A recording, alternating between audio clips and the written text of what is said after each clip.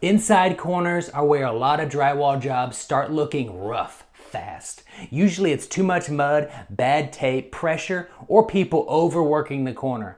So here's the simple way I do inside corners. First, I scrape the corner clean, remove any dried mud, loose paper, or debris. Then apply a thin bed coat of all-purpose mud to both sides of the corner. Keep it thin. Too much mud just creates mess and makes the tape harder to control. Next, take paper tape and fold it along the crease in the middle.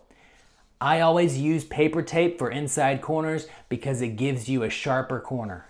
It also holds up better than mesh tape. Press the tape lightly into the mud by hand first. Then use your knife to bed the tape into the corner. I start at one end and pull all the way to the other end in one smooth pass. You want enough pressure to set the tape tight into the corner without squeezing all the mud out. After the tape is embedded, apply a thin coat of mud over both sides of tape.